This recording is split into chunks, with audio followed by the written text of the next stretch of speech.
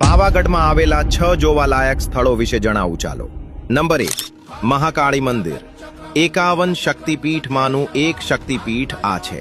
સતીના જમણા પગનો ભાગ અહીંયા પડ્યો હતો એવી માન્યતા છે. Number 2, Champaner archaeological park. અહીંયા 7 કમાન જેવી ઇમારતો આવેલી છે જે પ્રાચીન સમયની છે.